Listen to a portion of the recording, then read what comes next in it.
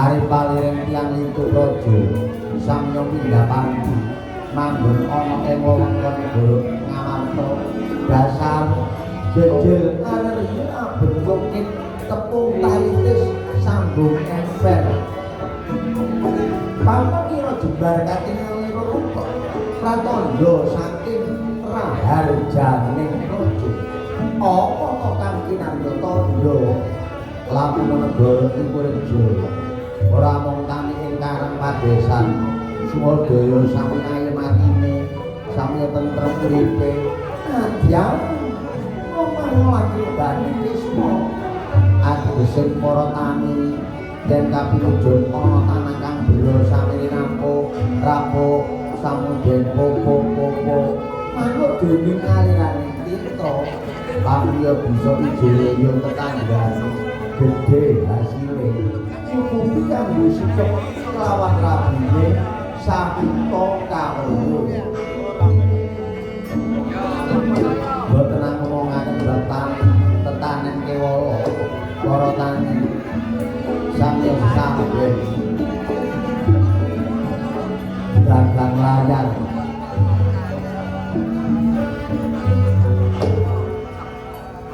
layar dateng monco ana bebasan candhak pulang bebakulan dodol kayu setuklek dodol kayu sepuek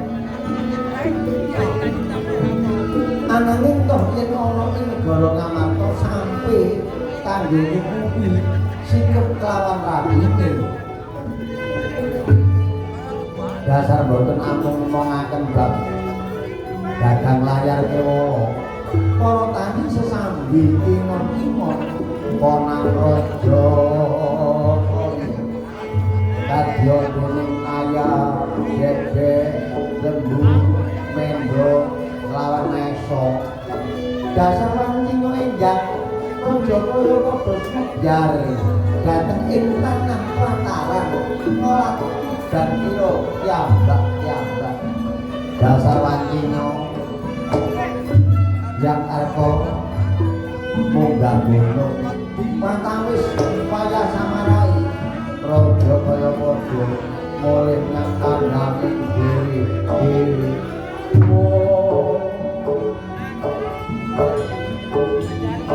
siniknya jalaning kok kamu dewa kakon ana paraping pandhita sundel paring ngomong gancang kang paring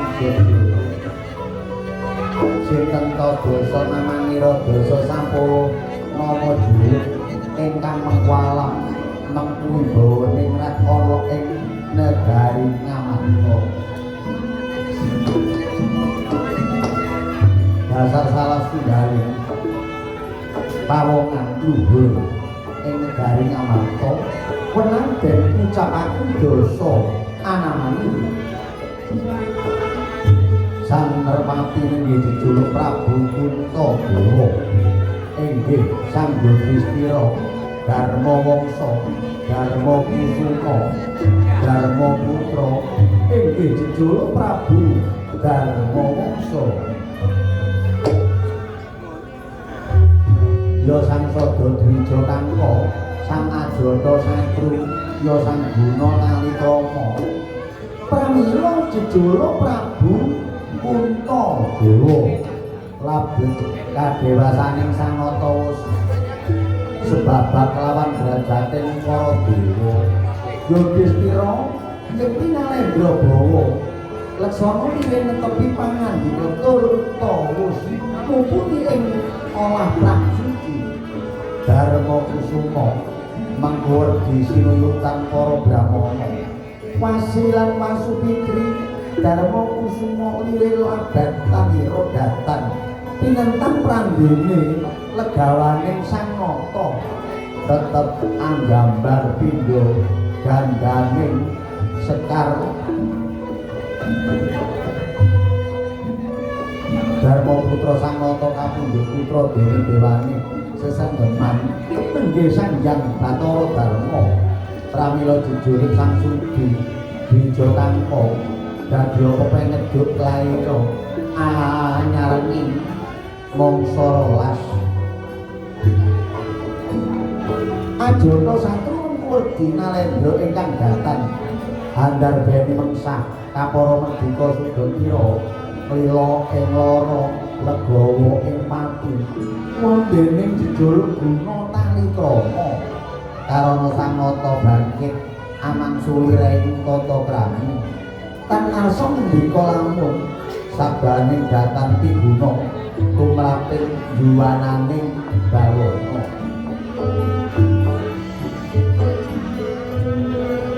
anyar karo nyaraning mangsa paguna winduke Dewi Kusinta nuju hari Respati sang nata Prabu Kuntadewa keparengya Senewaka lenggah gampar Kumalarta sesemeng babut awarning singguran pinulas cakrik kumila tinapirendra Mas Pineta sekar ronceng dasar kongas manggambar gandaning sekar mimah risang kastuni manggambar-gambar dumugi ing pangulaan Kuya Sesang Nata Putra Abdi Budaya Sripi Kyoto nanggung katanggung Joko paloro-loro ingkang sami ngambil rengganing upacara keprabon sempet busananing Sang Nata Srinarapati nggih angrasuk busana kadewatan paparing Sang Hyang Darma awasta bulung keling kinancing kencana sinambing dasar sesumping rukmi parisak uli anting-anting manicing tirta paning secindhe puspita lambung mangkingan warangka ladrang kendelan kemolon reta sirna kamanungsaning Sang Nata bendha Sang Hyang Darma ingkang angedulantah kahayat para hatsani Presiden permanem datan ana jalma nyabawa ingkang kapiyarsa amung swantening abdi gosali mrawuhi gendrek lan kemasan kang lagi makarti paten calon lan paten kring-kring timbal dan tio haman yorogo lire ngile jenggeretno sedaya rasaru kepara dadya rendhet asrining pinanggilan la sing tentok ingkang kepareng caket mungguing ngarsa nata katingal anggabelah gregemeng yayah lintang bima sekti nenggih punika kadang nata satriya unggul pawenang sang panunggak ing Pandhawa kekasih Raden Werkudara Bratasena Kusumayuda Wijasena ya Sang Bima Wayuninda Gandha Wastramaja Bilawa ing kasih Sang Jaya Ngalaga Gagah Prakasa Bilawa Senat ing warna tur dadya saka guru tetua ing sirah kedaton ngamarta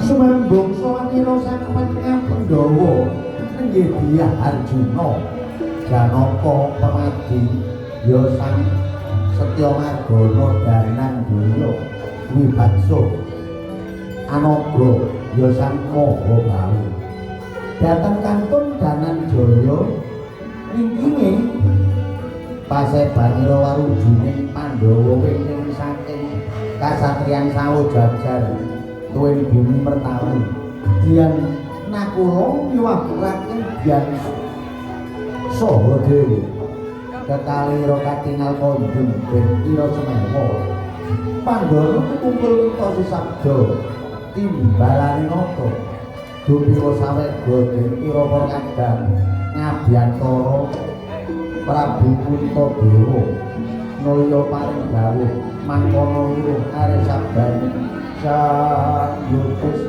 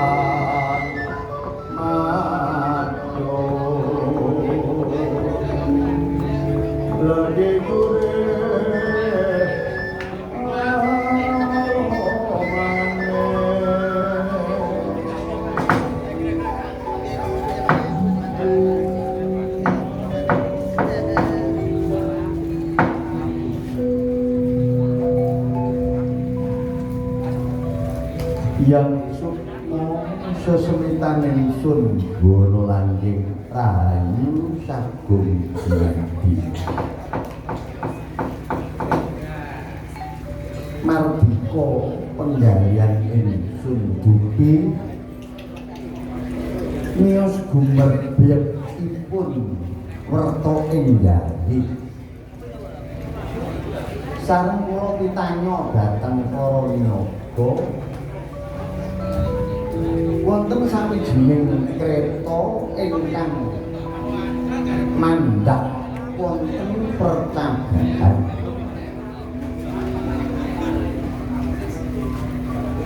sareng kula waspadakaken kreta punika kreta kencana titianipun Rotanta ing Ndorowati Kakang Prabu ing Ndorowati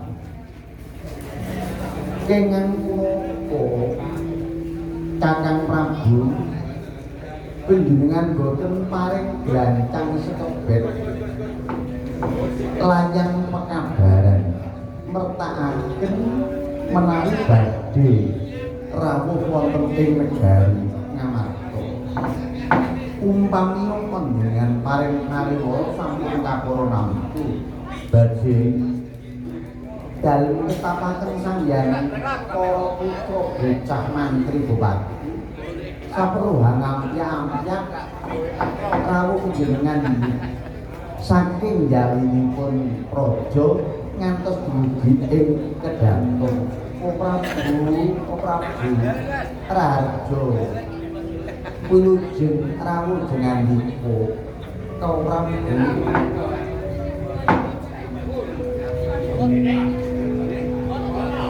Allah ing ayu namun sidang tutup bendo lawan sari tutup bendo dilakan ing kampang tuan bono langking Yai samiyaji Yai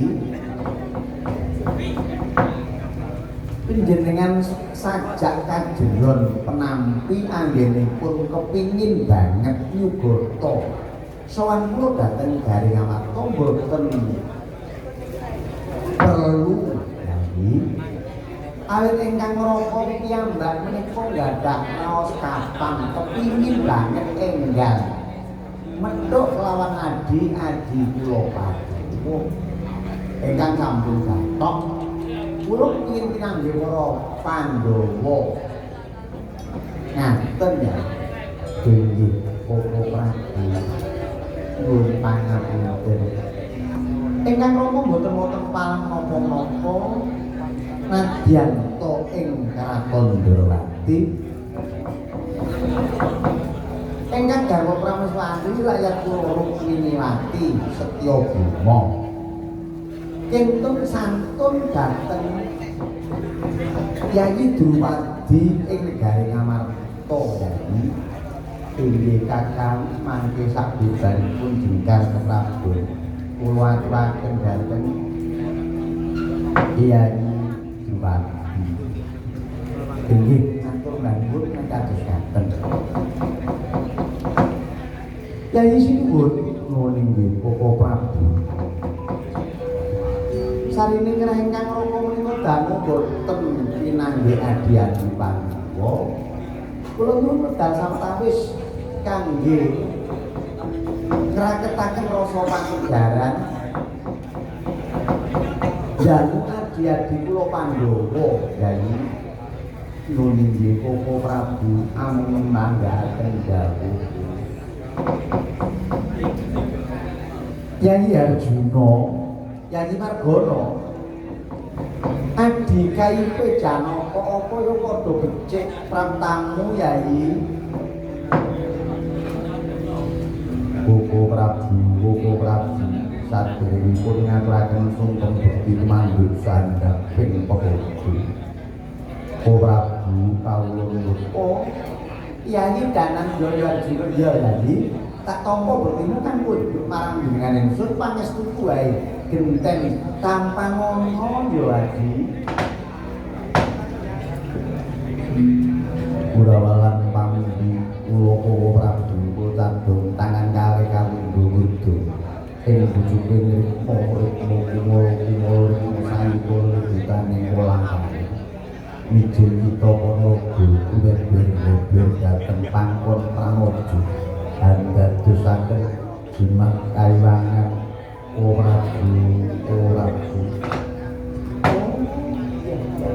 syukur menawa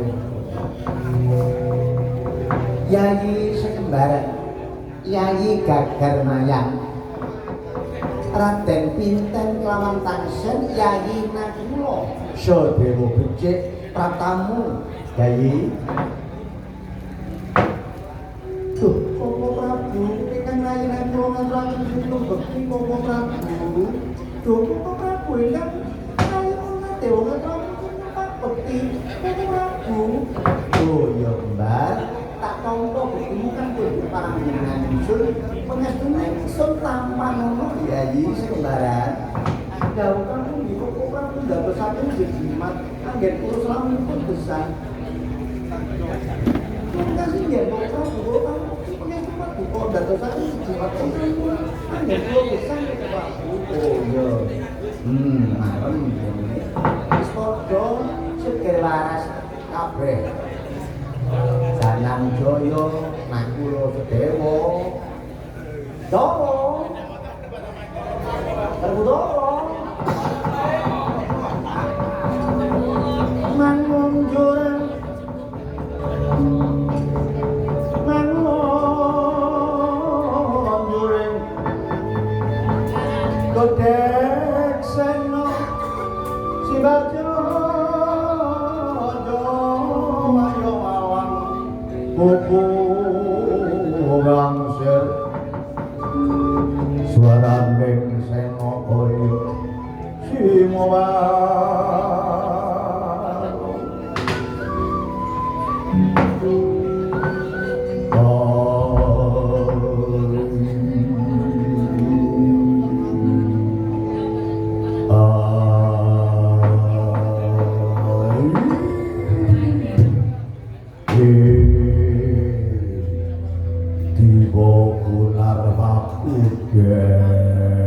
kureku Kresna kakakku waduh ya iki sing marakno kangening pun kakang panggling rupane ora panggling marang suarane kok saya gelenggem suaramu yai basaku tampan ono jwiten yai betina sentongko nganti dangane penggalih pangestunipun kakang tampan ono begah nampa pangestune lho Barakudara iya kok para wegah nampa pangestunipun kakang iku werdining kaya apa maksude kaya apa ngene aku duwening paugeran sapa sing wajib tak bekteni sapa sing tak jauhi pangestu iku mung rong perkara sapa yai apa guru dudu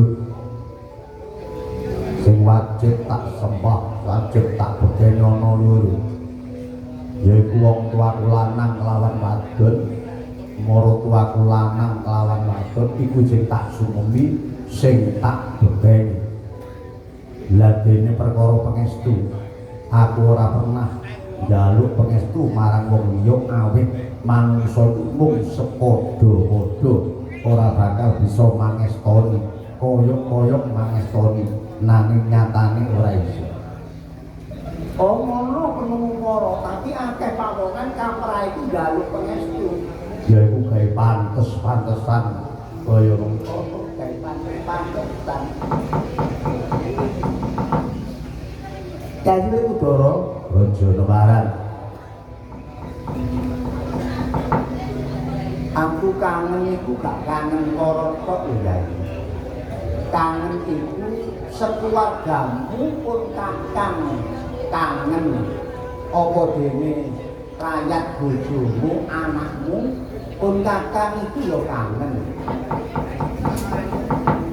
pertane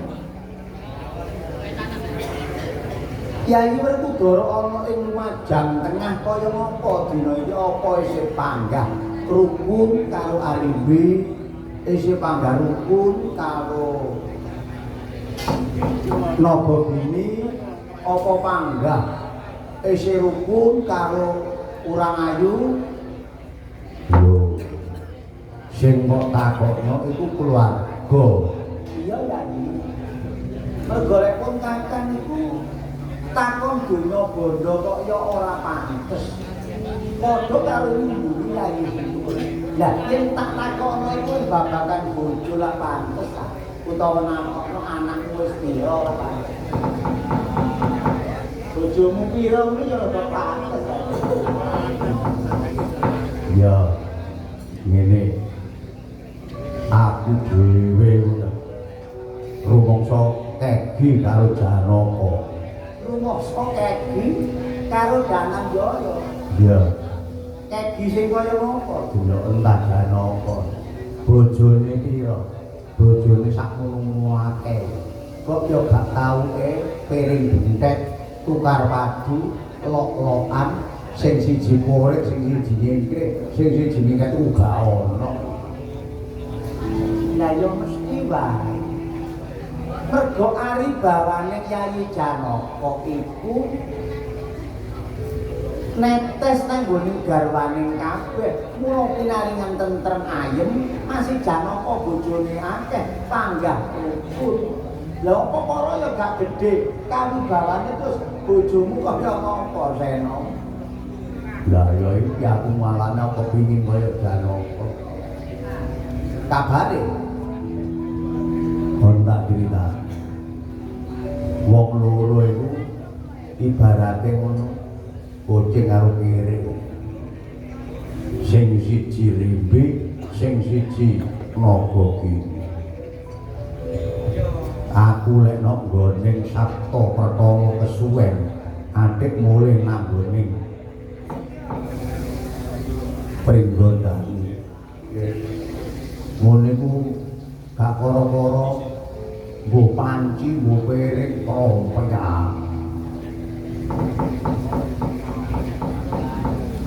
Gak kara-kara gelas iku diuncal mudhun munggah payor. Semunune warike ya ngono. Tapakno aku mulih gilir nang gone jungkir jopot. Kok yo kesuwen nok gone Pringgondani. Sing kono sing naga gini nok gone kayangan Sabta Pertawa yo ngono padha ae. Tak wasno alise tepung kan ajer-ajere masih bertaut-taut ngono ku akhlak wae masih raine glowing lek betutut tetep elek. Lah pungkasane aku jengkel ngalor di musuh ngidul di petututi tak lumpukno ngono ae. Tak lumpukno sak njero mak kamare jejer. Kamare jejer. Barang pinujune aku nang kamare rimbi combor rimbi ku kenek opo aku ngono yo kamare naga gini blodyak goyang. Lah ono kedadian apa yo mbuh aku gak kok asane saiki minggat karo lho kok minggat karo tak gemplang karo Kanjeng Lawang dong kelas. Iya, Koko Prabu sampun Koko Prabu. Oh, Kyai. Panjenengan menawi kula patan dinten sapunika monggo diurus pati anggara kasih. Panjenengan menawi tujuan meneng pindha ning sela kapujon ning pindha ning tirta. Tigang tangan dateng kersa paling dawuh napa ya ingkang dadosaken darnane nggale kok katingal pamilon ing pekolatan. Nun sandi kok dawuh dalem kawula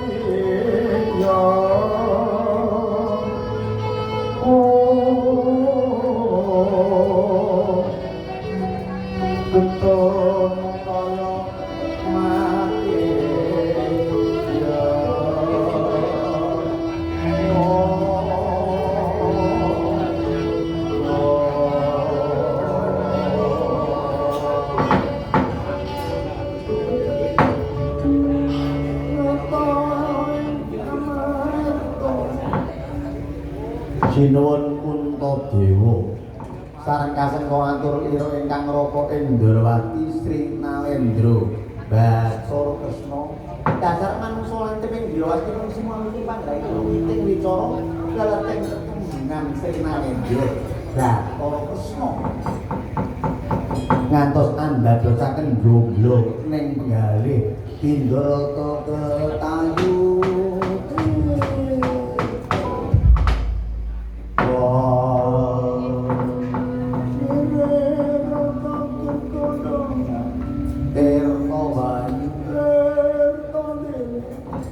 Rono nang godhongan ketempung tendang ombak ing mari katingal silema kambang penggalian niro sangu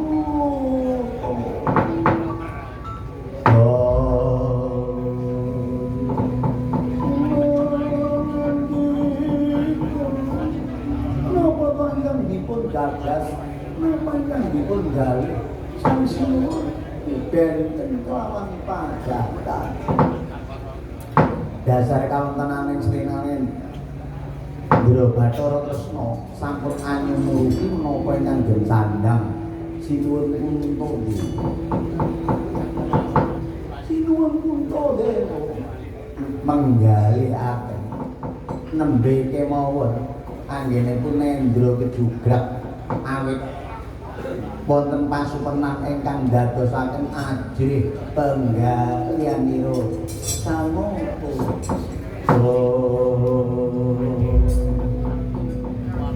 pramila dhateng kesoparengan pangandika kemahan dawuh sabdane kaya alu lawan manis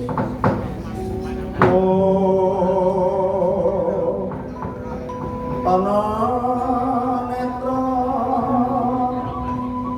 kang siniti karo bocah karo kami gambar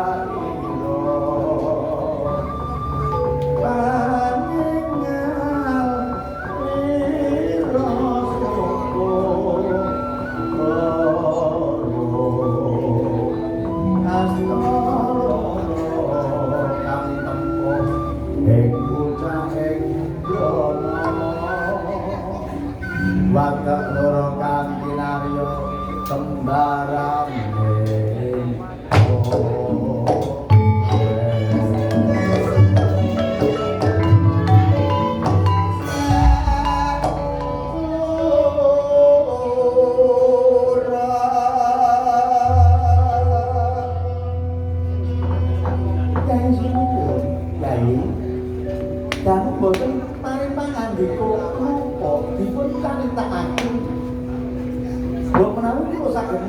penandangipun panjenengan Kyai Koko Prabu Perang boten kados-kados kandhane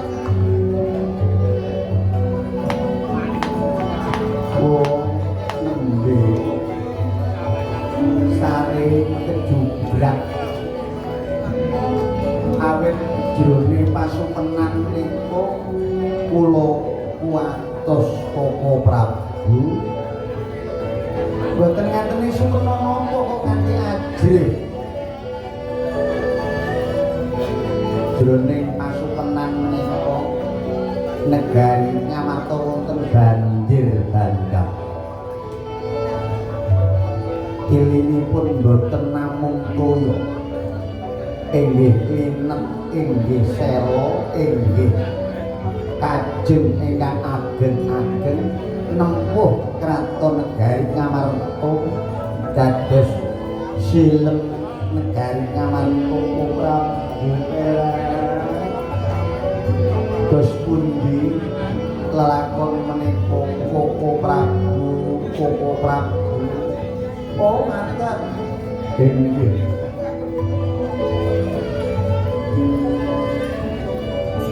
Babagan ipen menika wonten petangan. Titiyoni Gandayani gagak ngarang Puspa Tajem. Werdine dos pundi kakang? Titiyoni menika yang ngimpi tasik sore entre. Awit imen nika wau gawa pamikire tasik ngelingi guyon ning wicatenan sore.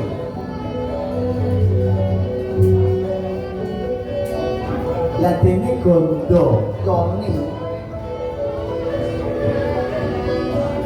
Gandayani nika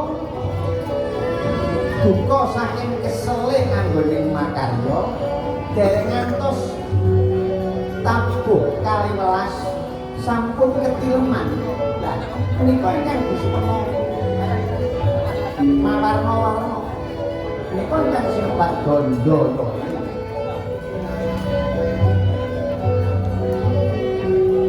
Wonten petangan gagak ngarang. Anggenipun saring menika boten gadhah tujuan saring nanging saking jebene anggone menggalih penandang lelampahan dipun galih dipun pikir nganti keturun dan menika mimpi gagak ngarang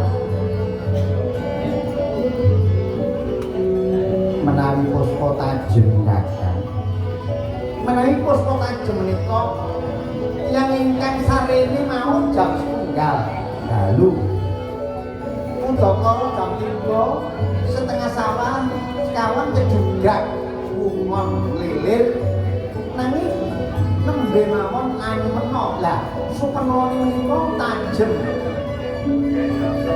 kadang kelampahan kadang dalu kae kelampahan lah menika kakang kula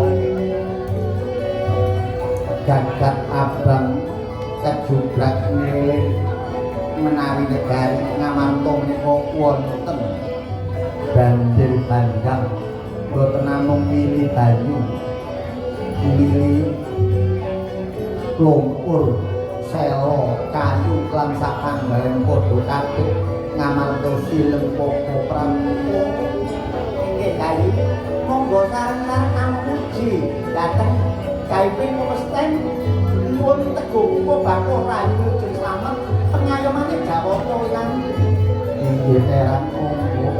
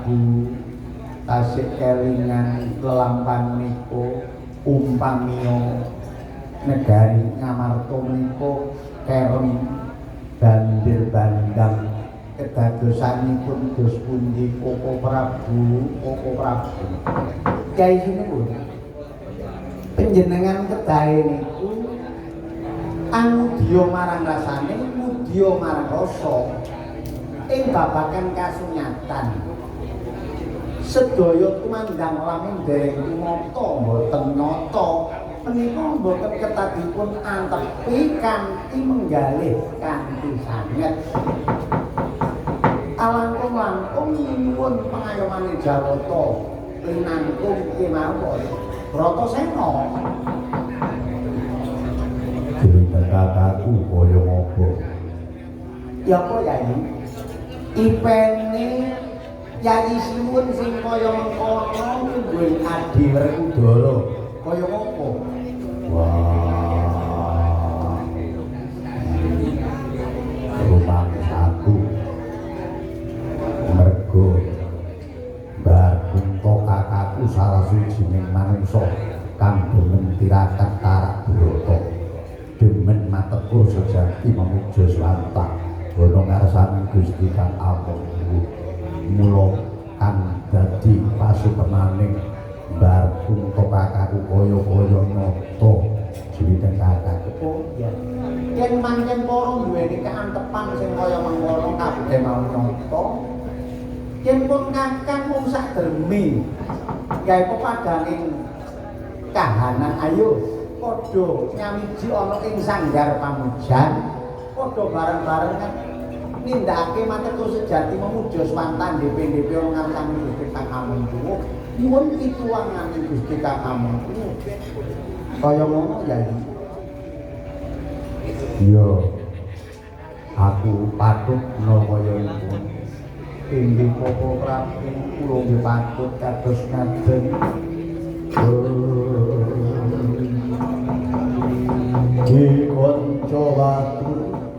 Dikonco batur yen dalan iki wani kaya caraka kaya wani ana ya konco ndayo ana urusan ana tamu ngono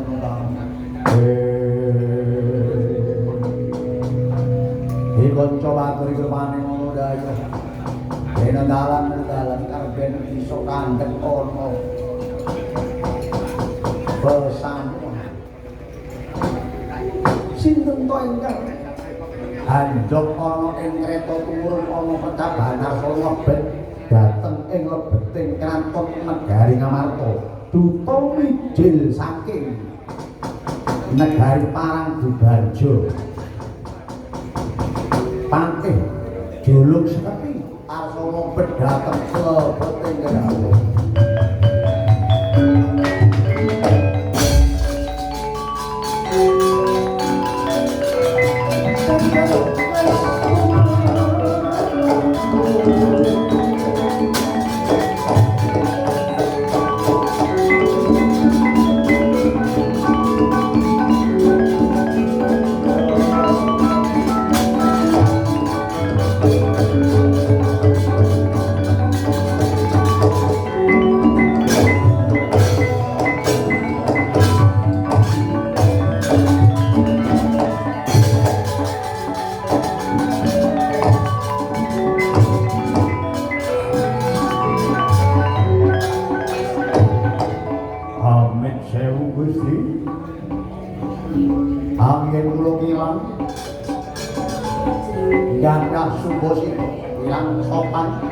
mlebet dhateng samuan iki karo ora dadi arep dalem sang kala ndawuhan prasaja cepak ini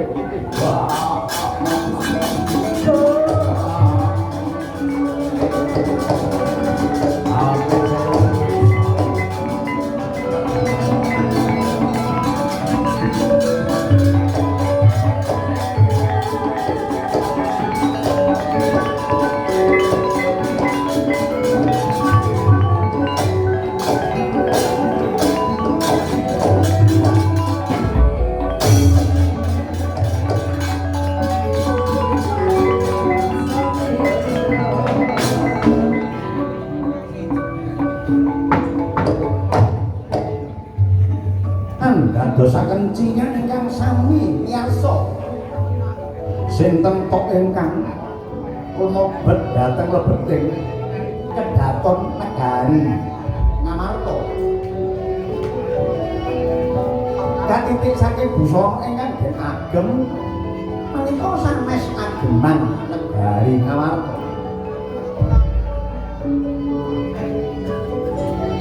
miturut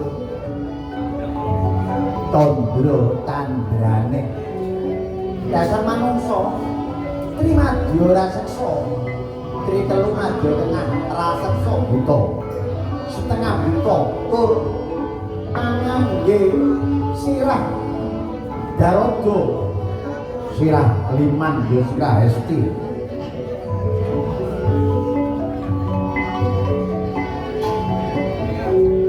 dasar sawijining pawongan katingalipun kereng kaya ndamel aji kang padha nyawang dasar kanane menika pamate saking kraton Parangkusuma dutane Prabu Parangbubarja ingkang piarengan asma Pantih Juluk Seketi marang sowan Ngabyantara nolati negari Ngamarta kangge usadaning raja.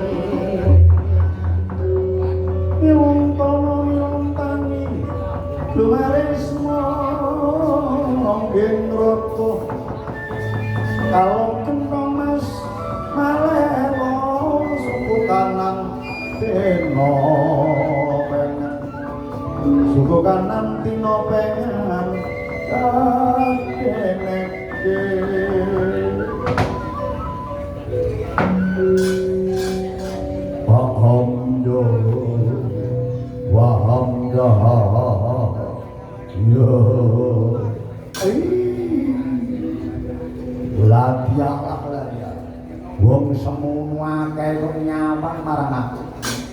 Wong semua akeh kok nguwasno marang aku. Sakjane aku kene opo kok diwasno wong sakmono kowe iku. Wah. Opo aku ganteng dhewe ngono. Ganteng yo gak. Opo aku gagah dhewe yo gagah yo. Opo klambi ku apik dhewe apik yo. Hamid sewu sinuwun, Hamid sewu sinuwun. Alon dhisik caraka. Tida-tida mlebu ana ing bale kesamuan. Kang nyataning panjenengan ingsun ora nebar ulem, ora nganakno pariwara nyang jaba kaja. Jeneng sira ora sapa ngendi lan sapa apa kang dadi pinangkamu? Iyalah.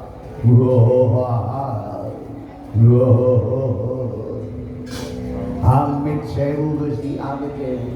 Sejatosipun kula menika saking kraton seberang nyabrang segara sakulan muput kula niki wonten nduring baita kula. Lah ya saka negari kula pinaringan asma keraton Parangkusuma. Parangkusuma. Lah dene ingkang abdi niku diutus Gusti kula Prabu. Prabu Parangkuwarja nami kula. Patih Julung Seketi. Saka Parangkusuma. Wah niki. Parangkuwarja iku sapa? Lah menika junjungan kula Gusti kula Prabu. Yen Julung Seketi. Lah Julung Seketi niku nami abdi dalem. Oh, kaya mengkono. Menapa leres menika kraton Negari? Amarta nggih negari. Cintrapura ora sisih sumendang Narasabta ya iki negara Ngamarta. Panjenengan sudya ngarani sinuwun Kuntadewa ya aku. Benar.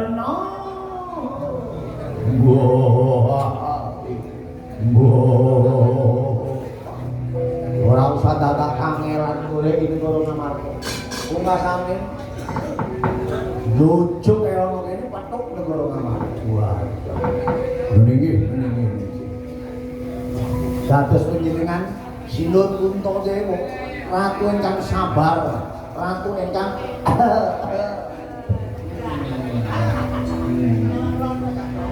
wonten mriki niku ngeten nggih Gusti. Tanggen kula niku wangi Gusti, wangi nggih kula niku.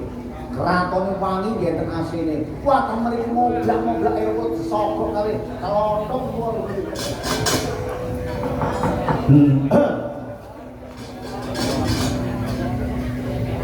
Seje desa mawacara. Wah, nggih kula ngertos. Ora kaya ngono, Julung Seketi. Wonten dawuh yen kaya mengkono, apa kang dadi wigatine tekamu rene apa? Andhong-andhong gebramen njaluk bebanton ana negaramu kono lagi paceklik, lagi gagal panen tak kaya ngono. Boten Gusti. Negara kula boten ate gagal panen, boten ate. Wong jane boten ate nandur iki. Nggih kono tambang Gusti, tambang boten enten nandur boten. Pun gunung-gunung iki tambang. Gunung-gunung pun nek jebol kali boten ate digraji. Lan dicebol sak kaya-kaya mangko disemprot dijupuki tambang. Mangkane banjir sak wonten-wonten iki negara kula sing ndarani. Wah. Boten ate gagal panen. Oh, kaya mengkono. Ya. Yen kaya mengkono apa wigatine?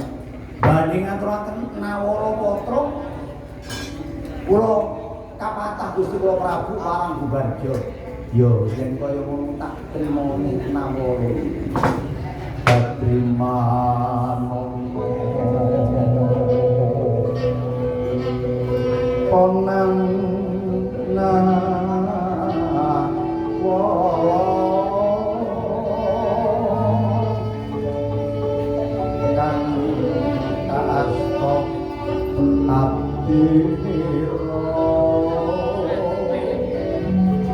Binaryo katina aja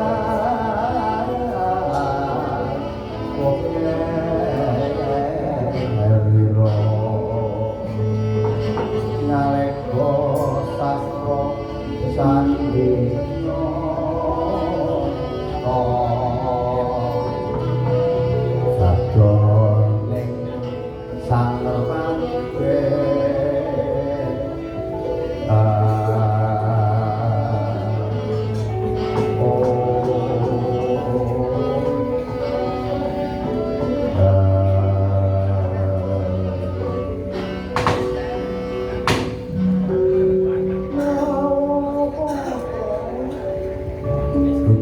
saking kraton Parangkusuma Patih Julung Seketi ingkang ngaturaken Ponang Nawala Patra dhateng ngarsa ngarsami Sang Sinun Kuntadewa sigra dipun tampi dene Sinuwun Puntadewa Ginrayang landhesaning nawa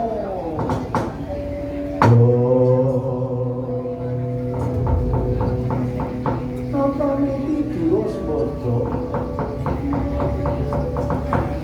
menapa nika ingkang sinebat lobak menapa ingkang sinebut lontar menapa sinebat menika kuliting kayu menapa menika sinebat kuliting kewan nanging ingkang dipun tami Sinuwun Puntadewa muntar mencorong kadya prabu kadya pinrada mas gemplek-emplek kawontenaning kinarya dasar ring aksara dene kabledhok ana ing satengahing ponang nawara apa niki durus brodo menika nawara boten badhe mbun-mbun enjang abeblok sonten utawi lamang layang-layang panglamar badhe boyong putri Sekar Kedaton boten napa dene menika sawijining layang ingkang badhe mecok gapura ngrubuna benteng kaya beselit kraton inggih boten nanging ponang nawara para wali kasrat wonten ing satengahing nawara aturing Sang Prabu parang buwajo nuwun sewu Sang Prabu kekondangan asmaka duka ngantos ing jawinipun warakah panjenengan menika sampun kondang kacil ing praja sawijining nalendra ingkang sabar tewekal sabar daneh sabar sidik sabar patronah ugi panjenengan menika kekondanganipun manungsa ingkang agung dana biyah agung dananipun agung sedekahipun dhateng pundi kemawon pramila Sang Sinuwun mergi wonten ing negari Parangkusuma kenging bendune Jayata sowan kula niki badhe ngampil sawijining pusada damel ngusadaning praja ingkang sinebat Dodot Limar Kinanti iki kemawon kula suwun kula ampil dhateng usadaning praja menawi lenggana penggalih paduka ngampilaken Dodot Limar Kinanti sampun toh nyuwun punapa kemawon badhe kula grojok donya bondo Mas Pecis guru bakal guru dadi nanging menawi panjenengan boten nyaosi Dodot Limar Kinanti kula ampil langgih sulaya kalih kekondangan panjenengan ratu sing sabar ratu sing gedhe danane kaya sinuduk gunting tatu loro ora sepira lorone nanging sejatine grandis pangandikane Prabu Parangkubaja kurang ajar Parangkubaja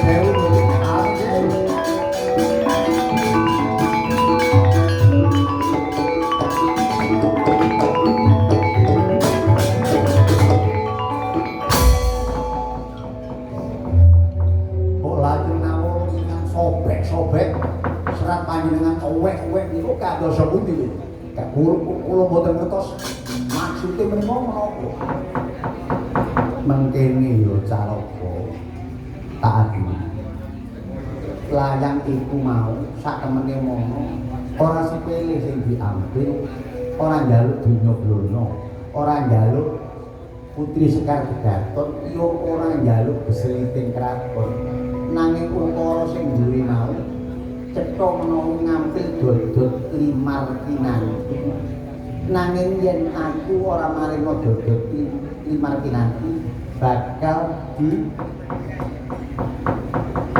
ancam arep dileburna negara Ngamarta wong ratu kok diayang-ayangi ngono nggih iku sing karepe. Kayipun wonten dawuh perang. Ngampil menapa pate julung sekethi menika? Inggih ngampil dodot limar kinanti. Lho. Dodot limar kinanti. Lho nggih. Janaka Koko Prabu.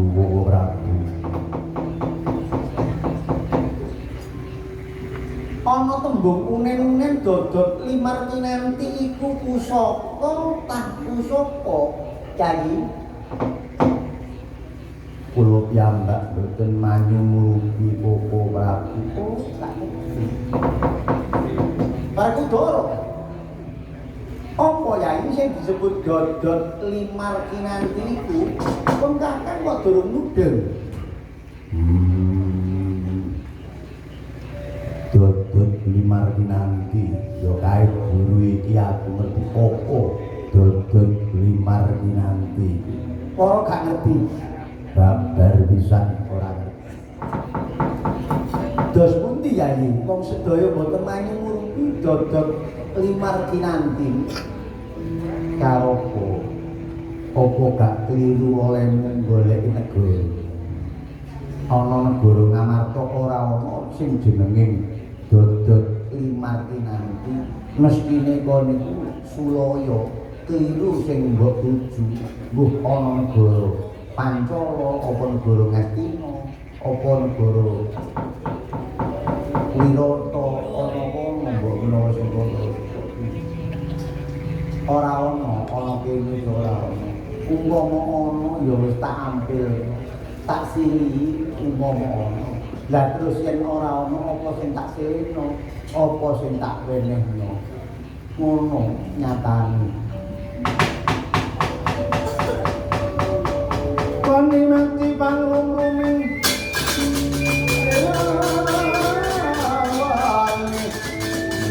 Jodoko kumanjen Blatakan sang juro Betak Blatakan sang juro Betak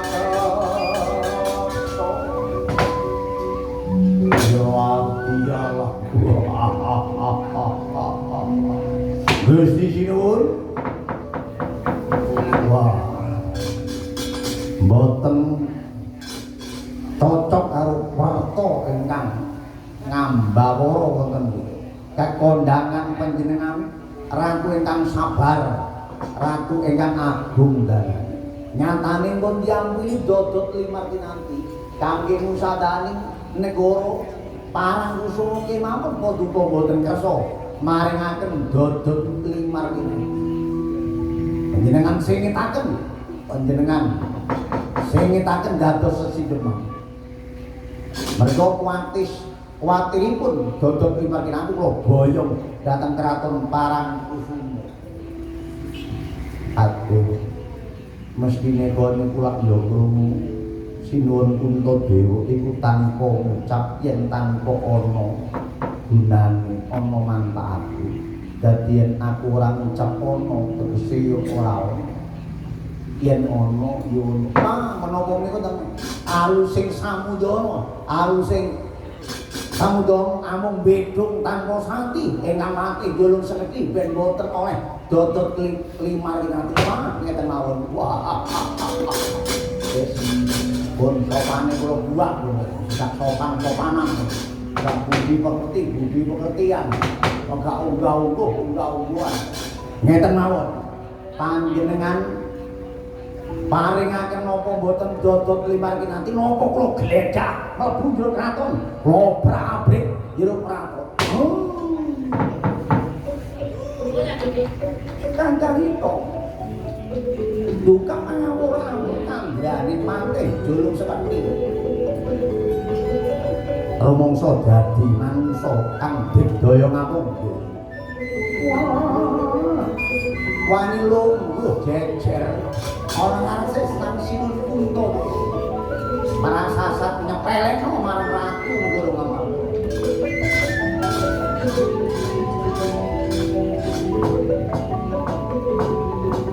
Wonten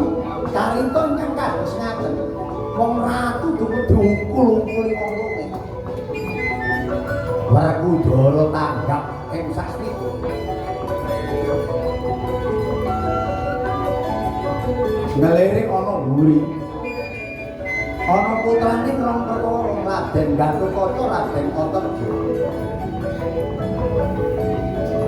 kedhipi karo Werkudara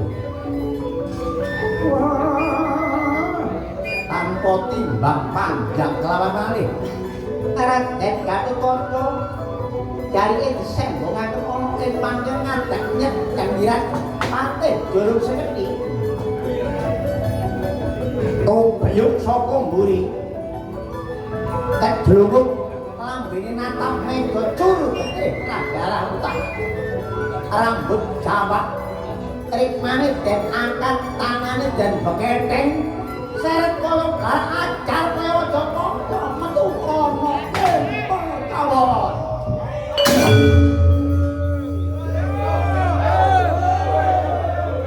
aku nek klothok semangat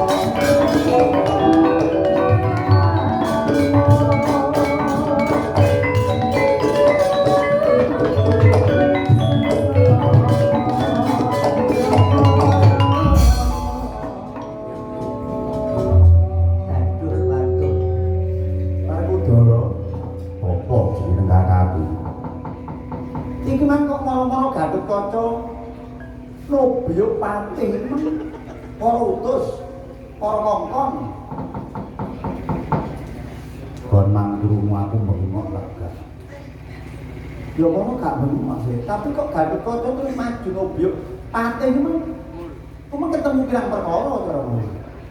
Baru tak kandhani. Jiwane arek, jiwane anak. Iku lek ngomong saka undene disepelekno wong arek iku darah muda, gedhe, panas. Gak gampang sabar, mesti gampang ngorwankan. Aku gak ngongkon, temen gak ilok gak ngongkon. Wong arek loro meneh tak peciciri tok terus ngadeg jenggot. Lah iku kok ngongkon. Gak ngomong tapi karo peciciri tok terus Gatotkaca ayo tak andang gawe lak yo. Lha iku jenenge anake Sena yo kudu ngono. Lah nek anakmu sombo sapa sing gawa metu gawa pengilon yo? Sapa sing metu gawa sing kira-kira sombo iku ngono arek kok peciciri. Kira rumah ae. Koko Prabu monggo sarang-sarang nuwun pengayomanipun Jawata linangkung.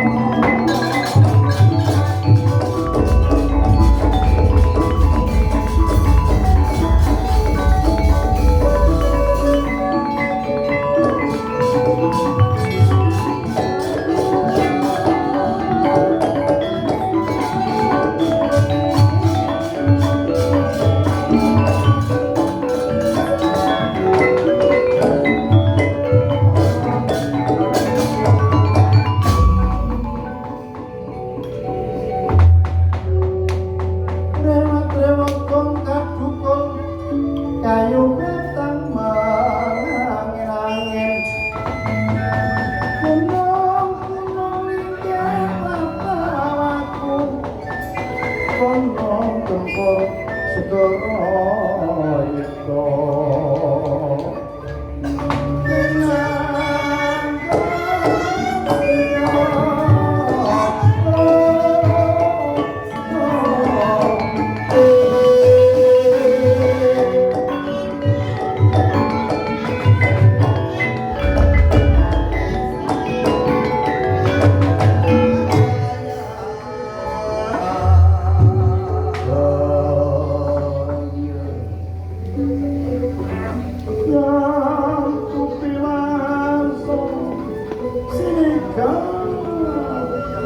ingkang sami anjur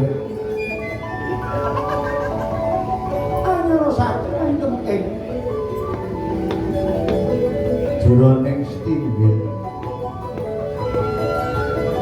urip nganti ginapura ginapuri Brodana Warta Tanjung Anom Tanjung Sari kelawan kebetulan alun-alun kidul waringipun Prawadya bala medal saking setinggil pindha sela bergiti. Sela arane watu bergiti semut kaya dene semut kang lumakono sela selaning watu andali dirganya. Wah, binaun suarane. Tambur brodol jidor panting jlegel, trompet anting jlerit. Prating sangdi panggo pangriking trogo jadong suaraning selat kaya bisa mecah talingan kotak kacarita Prawadya tanate mambet gondo senggawa mambet gandaning senggawa ributing para kawula dasil majar salang tunggal golong-golong pangetan golong-golong mandur ana bandara musuh kawula kawula ngungsi bandur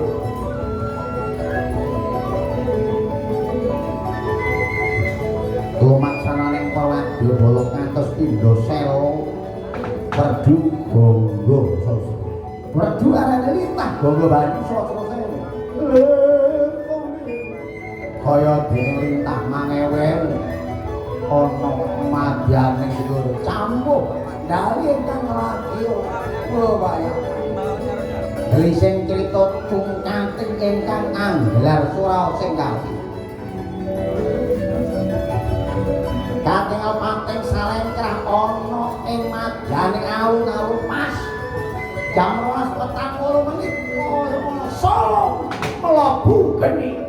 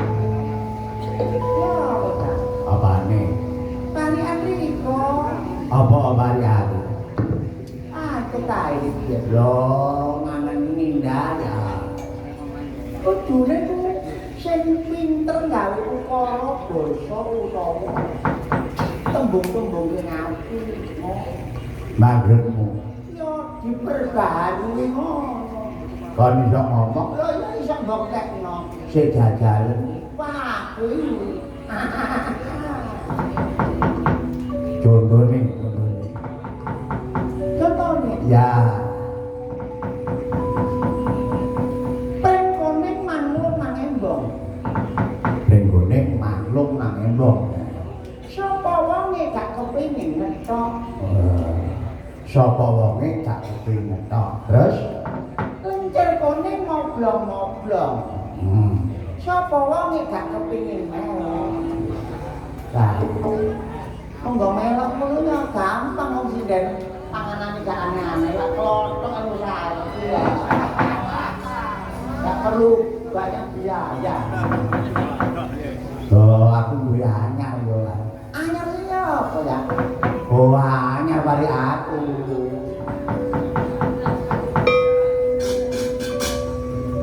sayur gubes di jangan semut maju anu teh cedak artis nambahi dawa umur